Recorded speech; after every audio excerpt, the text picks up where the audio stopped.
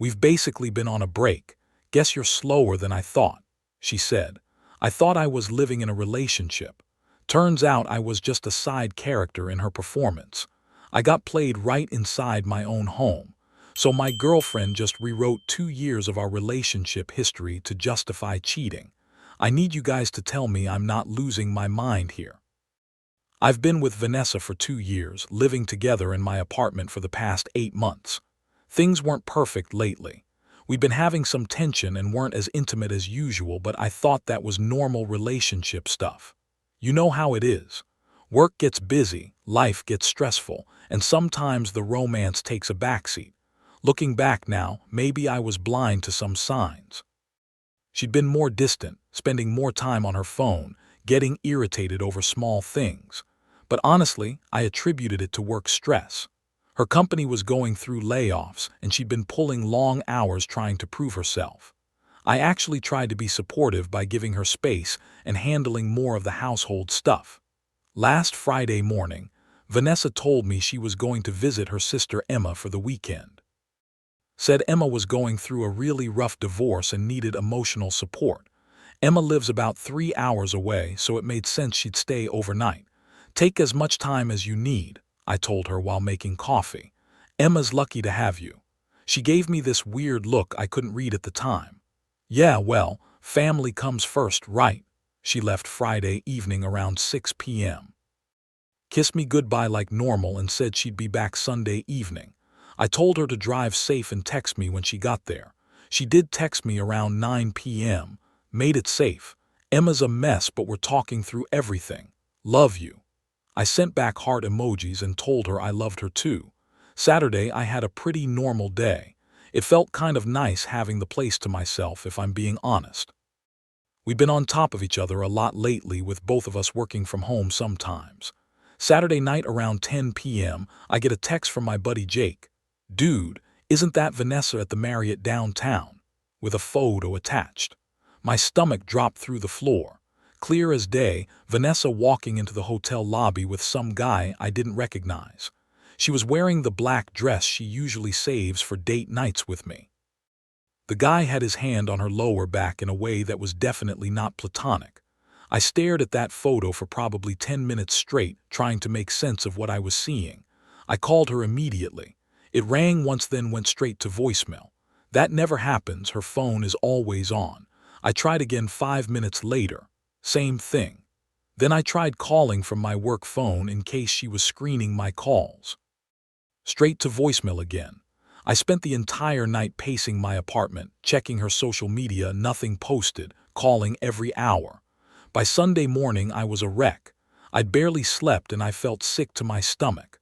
I kept looking at that photo, zooming in, trying to convince myself it wasn't really her. Sunday afternoon I tried calling Emma directly. I'd only met her a few times, but I had her number from when we all went to their mom's birthday last year. Oh, hi Chris, Emma sounded surprised. Is everything okay? Hey Emma, I just wanted to check on you. Vanessa said you were going through a tough time with the divorce. Long pause. Divorce? What divorce? Mark and I are fine. The world tilted. Wait, what? Vanessa said she was coming to see you this weekend because you needed support. Chris, I haven't talked to Vanessa in like 2 months. I thanked Emma and hung up. Then I literally had to sit down just to process it all. Vanessa had lied about everything. Sunday evening she came home around 7 p.m., acting completely normal. Dropped her bag by the door, kicked off her shoes, asked about my weekend like nothing happened. How was your time with Emma? I asked, watching her face carefully. Exhausting, she sighed dramatically. Divorce drama is so draining. She's better now though. We talked through a lot of stuff. I'm watching her lie directly to my face and I can barely breathe. My heart was pounding so hard I thought she could hear it. That's good that you could help her, I said quietly. Yeah, well, you know how protective I am of family. She came over and kissed my cheek.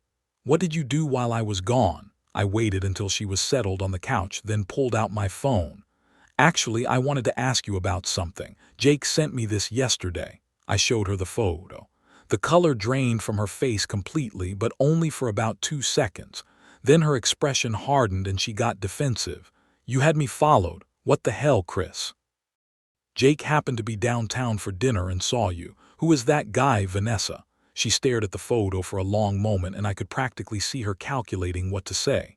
Finally, she sat down across from me and sighed like I was being unreasonable. That's Patrick, my ex. I felt like the ground was falling away beneath me. Your ex? You told me you were visiting your sister.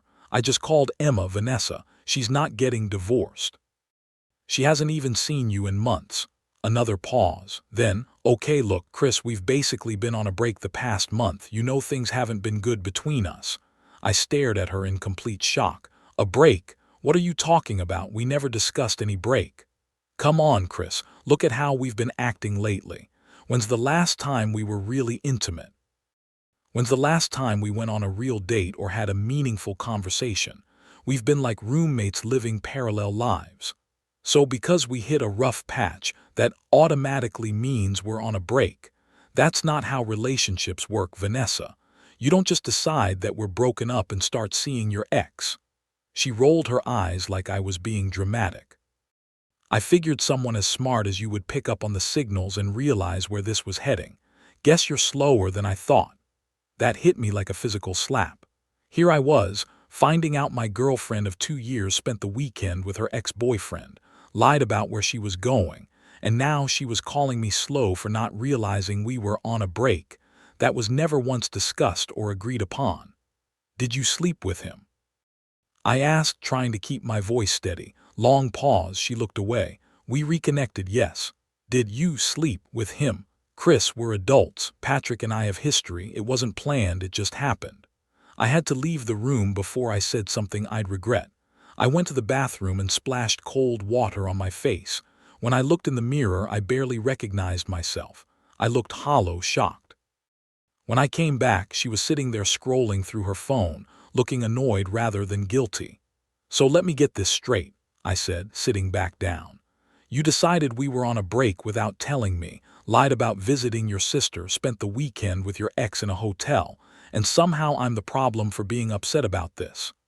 Don't be so dramatic, Chris. These things happen in relationships when people grow apart. We can work through this if you stop being so black and white about everything. Work through this. You cheated on me, Vanessa. You planned it, you lied about it, and now you're trying to rewrite history to make it my fault. I didn't cheat, we were on a break. We were not on a break, we never discussed a break. We were still saying, I love you every day. We were still sleeping in the same bed. We were still planning things together. You don't get to retroactively declare us broken up because you wanted to sleep with your ex. She stood up and crossed her arms. Fine, Chris, be angry, but Patrick reminded me what it feels like to be with someone who actually wants me, who makes effort, who doesn't take me for granted. That was it. I was done. Get out. What? Get out of my sight. Go to your room or wherever. I don't care. I can't look at you right now. She stomped off to the bedroom and slammed the door. I sat on my couch and tried to figure out what the hell just happened to my life. Reddit, am I crazy? Is this how breaks work? Because I thought you had to actually discuss and agree to a break for it to be real. I'm sitting here feeling like I'm living in an alternate reality where cheating is just reconnecting, and I'm supposed to be grateful she came home to me instead of staying with him. Edit to answer common questions. No, we absolutely never discussed a break. Not once. If anything, I only thought we were working through a rough patch like normal couples do. Going to have a serious conversation with her tomorrow about where we go from here. Pretty sure I already know where this is heading though. Update 1. Posted 2 weeks ago, so yesterday morning I sat Vanessa down and told her I wanted to end the relationship. I'd spent the whole night thinking and reading your comments, and I realized this wasn't something I could come back from. I was calm, direct, and as fair as I could be under the circumstances. Her immediate response was tears. Big, dramatic sobbing. Chris, you're throwing away 2 years over one mistake. I chose you. I came home to you. Patrick wanted me to stay, but I chose us. You didn't choose us when you planned to spend the weekend with him, then lied to my face. It wasn't planned, it just happened. We ran into each other and one thing led to another. Vanessa, you packed a bag, you drove 3 hours in the opposite direction from Emma's house, you checked into a hotel together. That's not just happening, that's planning. When the crying didn't work, she switched to bargaining mode. Started talking about couples counseling, how she'd do anything to fix this, how Patrick meant nothing and was just a moment of weakness during a confusing time in our relationship. We can work through this, Chris. All couples go through rough patches. If you really loved me, you'd fight for us instead of just giving up. I stayed firm. I'm not giving up on anything, Vanessa. You already ended this relationship when you decided to sleep with Patrick. I'm just accepting reality. That's when she started getting angry.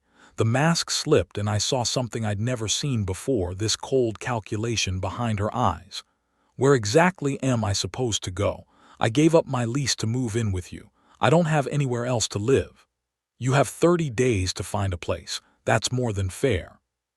She stared at me like I'd slapped her. Then she tried a completely different approach. She came over and sat right next to me on the couch, put her hand on my thigh. Started talking in this soft, breathy voice about how good we were together, how this was just a bump in the road, how we could be stronger than ever. You know you still love me, Chris. You know what we have is special. Don't throw it all away because of one night. When she leaned in to kiss me, I moved away. Don't. Chris, baby, you know you still want me. I can see it in your eyes. We can work through this together. I stood up, feeling disgusted. Are you seriously trying to seduce me right now, after what you did? Do you think I'm that pathetic? I'm trying to remind you what we have together, what we could have again. What we had, past tense. That version of us died when you decided to cheat on me. She got really pissed then and her true colors came out. You know what, Chris? Maybe I should call a lawyer, tenant rights and all that. You can't just kick someone out without proper notice. I could fight this. I almost laughed. Go ahead and call whoever you want. You're not on the lease, you don't pay rent, you have no legal claim to this place. Any lawyer worth their fee will tell you that you're essentially a guest who's overstayed their welcome.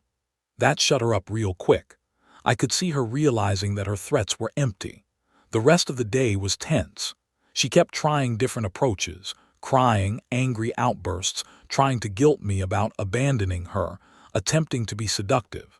She even tried to put the blame on Patrick, saying he had somehow manipulated her. It was like watching someone cycle through a playbook of manipulation tactics. When none of the tactics she tried worked, she switched to the silent treatment, which honestly is a relief. But I can tell she's plotting something. She keeps making hushed phone calls and gets quiet when I walk by. Yesterday, I heard her talking to someone about legal options and tenant rights. 26 days left. Honestly, I just want her gone so I can start processing this and moving on. Update 2.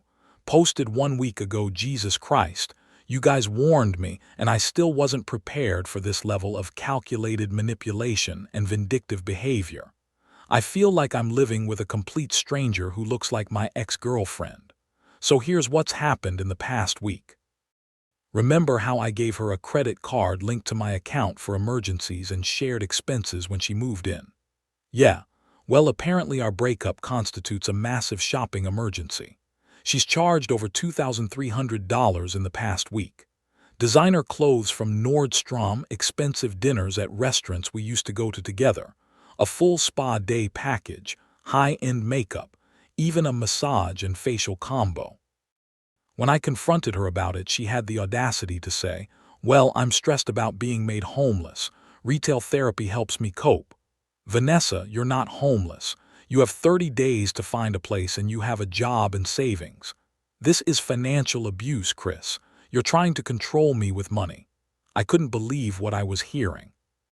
Financial abuse is charging $2,300 on someone else's credit card without permission, which is exactly what you just did. I've been using that card for months. You never had a problem with it before.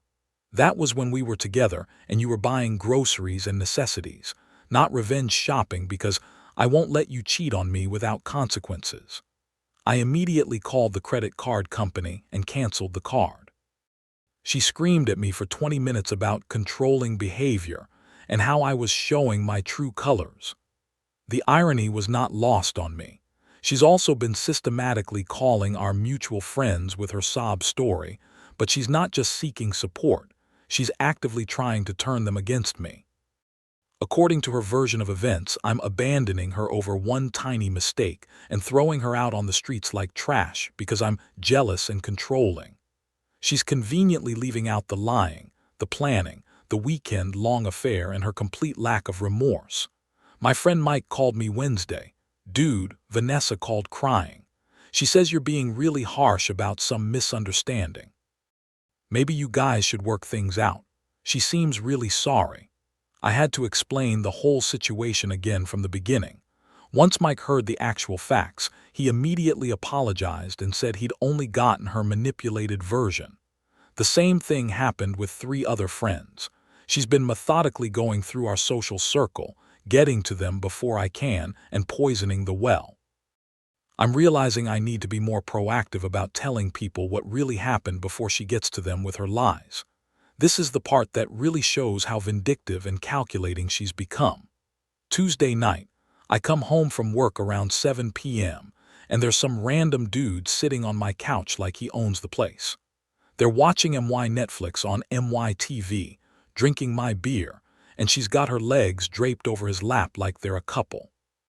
"Who the hell is this?" I asked, not even trying to hide my anger. "This is David," she says casually, like it's the most normal thing in the world. "We met at Starbucks today. We're just hanging out and getting to know each other." I looked at this guy, some hipster douche with a man bun and expensive sneakers. "You need to leave, right now." David looked confused and a little scared. Vanessa said this was her place too, and I don't care what she said. This is my apartment and you need to get the hell out. "Chris, you're being so rude," Vanessa protested. "I'm allowed to have friends over." "Not in my home. Get out," I told David directly. After he left, I told Vanessa this was completely unacceptable. "You're bringing random men you just met into my home. What the hell is wrong with you? It's not like we're together anymore, Chris. I can see whoever I want and hang out with whoever I want. Not in my apartment, you can't. This is my home, not some hookup spot for you to parade random guys through." "God, you're so possessive. This is exactly why our relationship fell apart. Our relationship fell apart because you cheated on me with your ex. Don't try to rewrite history." She got this smug, calculated look that I'd never seen before. Well, maybe I should invite Patrick over next time. At least he knows how to treat a woman right. That's when I realized this wasn't just about moving on or finding comfort. She was actively trying to hurt me as much as possible. Thursday night she brought home a different guy. Friday it was a third one. Each time acting like it was completely normal and I was the crazy one for being upset about strangers in my space. Saturday morning I'd had enough. I sat her down and said, "Here's what's going to happen. You're going to stop bringing unauthorized people to my apartment immediately. You're going to stop lying to our friends about what happened between us. And you're going to start actually looking for a place to live instead of playing these games." "Or what?" she challenged. "Or I'm going to start documenting everything for legal purposes. The credit card fraud, the harassment, the trespassing, all of it." "Legal purposes," she laughed, but I could see uncertainty in her eyes. "You gonna sue me, Chris? For what?" "Credit card fraud for starters, charging $2,300 without permission on an account you're not authorized to use. Harassment for your campaign to turn our friends against me with lies. Maybe criminal trespass for bringing unauthorized people into my home after I've explicitly told you not to." Her face changed completely. I could see the wheels turning as she realized I wasn't just making empty threats. "You wouldn't actually try me, Vanessa. You want to play games and try to destroy my life because I won't accept being cheated on. Let's see how that works out for you in court. I guarantee you won't like how it ends." She got very quiet and serious then. "You're threatening me." "I'm promising you. Keep pushing and see what happens. I've been trying to handle this civilly by giving you 30 days to leave on your own, but if you want to escalate this into legal territory, I'm prepared for that too." For the first time since this whole thing started, she looked actually scared. She's been researching apartments on her laptop ever since that conversation and hasn't brought anyone over. 11 days left. I think I'm finally getting through to her that this is really happening and her manipulation tactics aren't going to work. Edit. For those saying I should have kicked her out immediately, legally, I had to give her proper notice even though she's not on the lease. I wanted to do this by the book so she couldn't claim I illegally evicted her. Yes, I'm documenting everything now. Screenshots of the credit card charges, photos of the random guys she brought over, text records of her threats and admissions. If she wants to play legal games, I'm prepared. Final update. Posted 3 days ago, it's over. Vanessa moved out yesterday morning, and I feel like I can breathe again for the first time in 3 weeks. After my last update, she finally realized I was dead serious about the legal consequences. My threat to document everything and pursue legal action really scared her. She knows credit card fraud is a real crime with real consequences, not just relationship drama she could spin.